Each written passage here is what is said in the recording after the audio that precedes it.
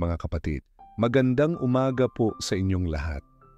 Bago tayo manalangin, nais ko munang anyayahan kayong makinig, hindi sa akin, kundi sa tinig ng Diyos na bumubulong sa puso natin sa mga oras na ito.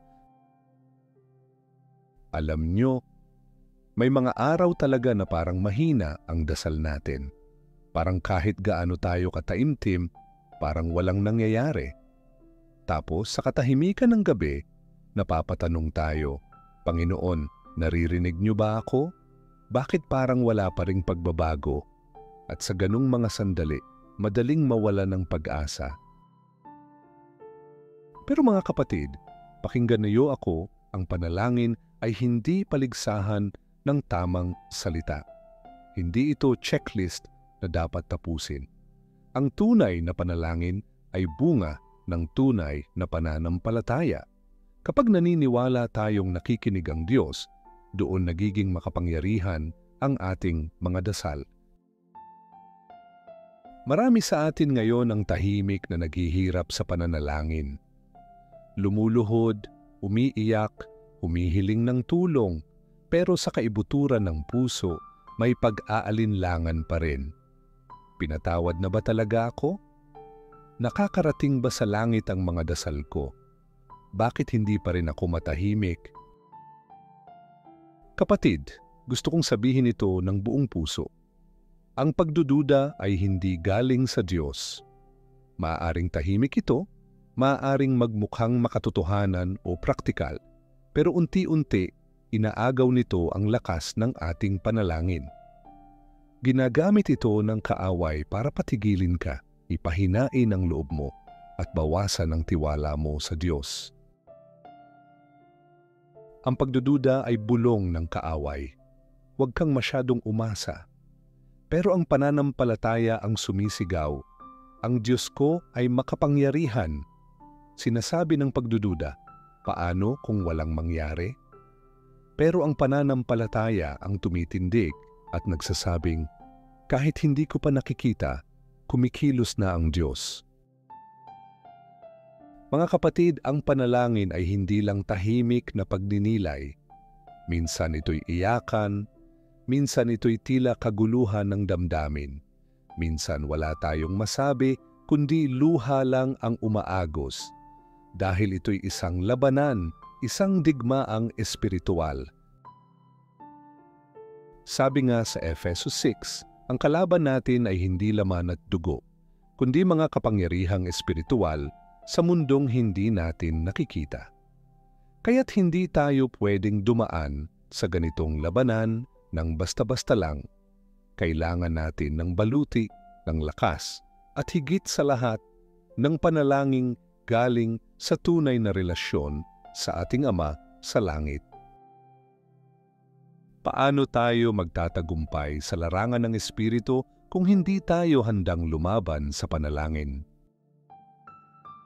Kaya't kapatid, labanan mo ang pagdududa. Huwag mo itong hayaang mamalagi sa puso mo. Pumili ka pa rin ng pananampalataya kahit hindi mo ito ramdam.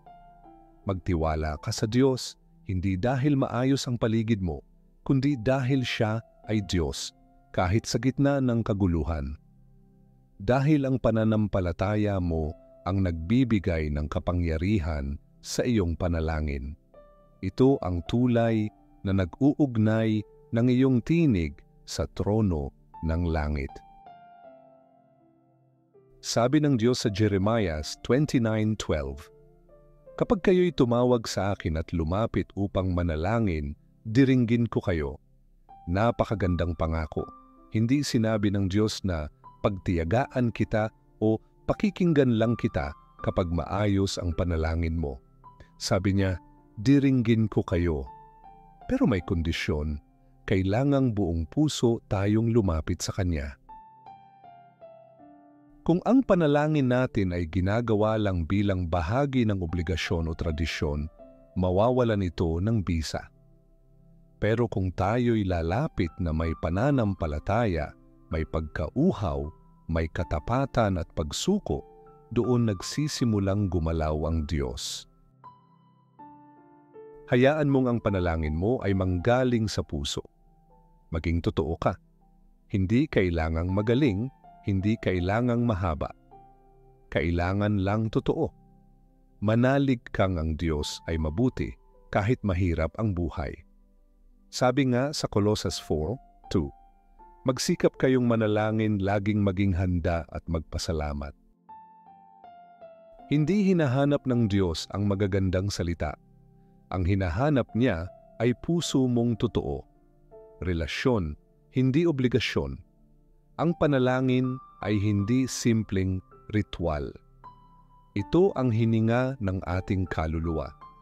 Dito nakakatagpo ang langit at ang ating kahinaan. At gaya ng isang relasyon, mahalaga ang komunikasyon. Kapag tumigil tayong makipag-usap, lumalamig ang relasyon. Pero kahit pamahina na ang pananampalataya mo ngayon, kahit pa marami kang tanong, simulan mo ulit.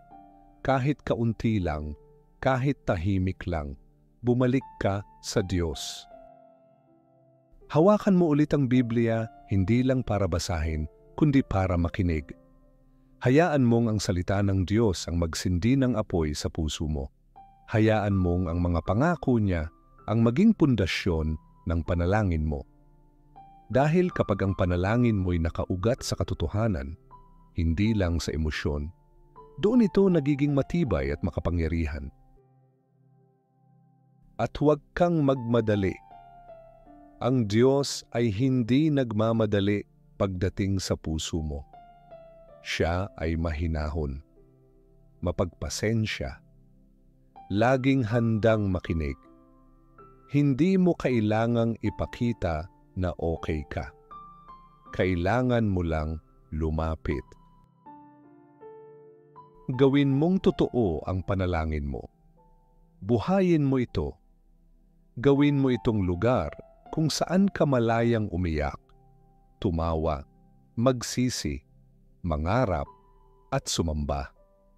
Gawin mong tahanan ng kaluluwa mo ang presensya ng Diyos.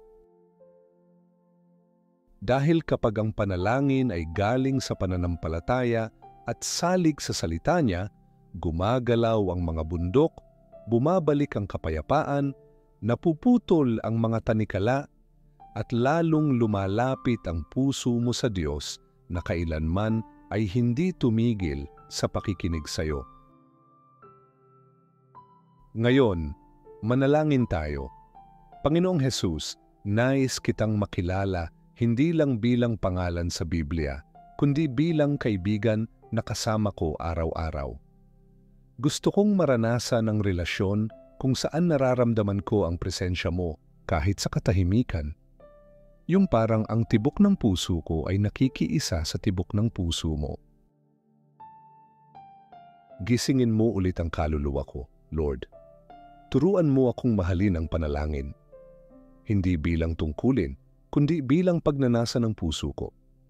Sindihan mo ng banal na apoy ang puso ko, apoy na hindi nauupos kahit anong mangyari. Gutom ako sa tinig mo. Uhaw ako sa salita mo. Hinahanap ko ang presensya mo. Minsan may duda pa rin ako. Minsan matagal akong naghintay at nagtaka. Masakit, Lord. Hindi ko alam kung ano ang ginagawa mo o bakit hindi pa nagbabago ang sitwasyon. Pero kahit ganito, lumalapit pa rin ako. Hindi perpekto ang pananampalataya ko, pero handa ang puso ko. Tulungan mo akong maniwala muli. Palakasin mo ang mga bahagi kong mahina. Turuan mo akong magtiwala ng buo, kahit hindi ko agad makita ang sagot.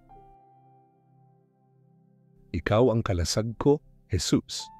Ikaw ang tagapagtanggol ko. Hindi ka lang tagapagligtas. Ikaw ang kaligtasan ko.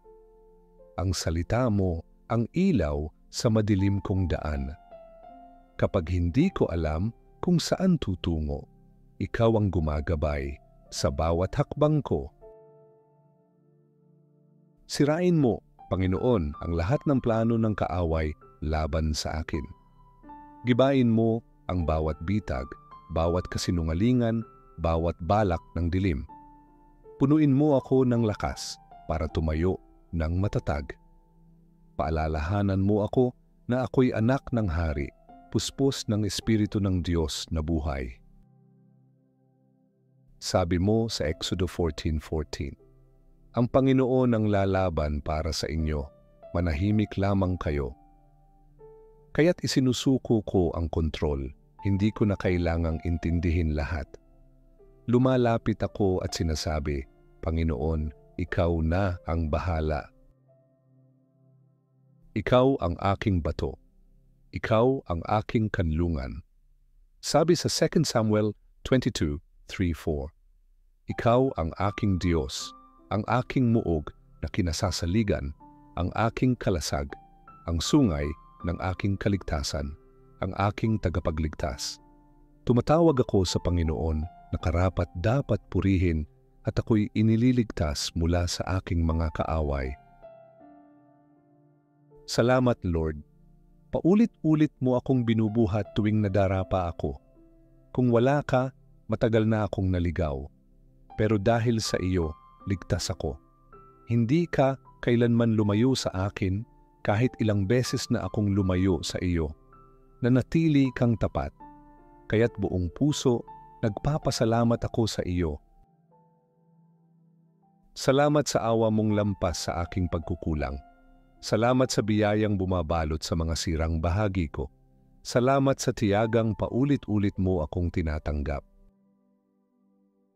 Panginoon, hinahawakan ko ang pangako mo sa 1 Pedro 5:10 na matapos naming magdusa sandali, ikaw mismo ang magpapanumbalik, magpapalakas at magtatatag sa amin.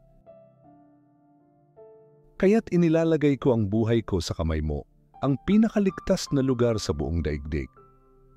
Hindi lang ako, kundi pati ang lahat ng mahal ko sa buhay. Balutin mo kami ng iyong proteksyon. Magtayo ka ng pader ng apoy sa aming mga tahanan at mga puso. Ilayo mo kami sa lahat ng masama. Salamat sa pagiging tagapagkaloob. Nakikita mo ang bawat detalye ng buhay ko, ang pangangailangan ko, mga takot ko, mga tahimik kong iyak. At ikaw ay may pakialam. Dumarating ka sa tamang oras. Patawarin mo ako sa mga sandaling nagduda ako sa probisyon mo. Patawad sa pagdadala ng mga pasaning hindi mo naman ipinapapasan. Linisin mo ako, Lord. Alisin mo ang lahat ng humahadlang sa amin. Ikaw ang parehong Diyos na lumakad kay Abraham sa ilalim ng mga bituin, na naghati ng dagat kay Moises, na nagbigay ng tapang kay David. At naniniwala akong ikaw rin ay kasama ko ngayon. Bigyan mo ako ng kapayapaan. Patahimikin mo ang magulong isip ko. Paalalahanan mo akong ikaw ay mabuti, hindi lang makapangyarihan. Kahit magulo ang paligid, ikaw ay matatag. Kahit wala pa akong sagot, alam kong may plano ka. Kapag pagod na ako, bigyan mo ako ng lakas. Kapag naguguluhan ako, ihatid mo ako sa katahimikan. Kapag pakiramdam ko ay mag-isa ako, iparamdam mong nandyan ka. Ikaw ang Alpha at Omega, ang simula at wakas. Alam mong lahat ng pinagdaraanan ko at may layunin ka sa lahat ng ito. Kaya ngayon, nagpapahinga ako sa iyo.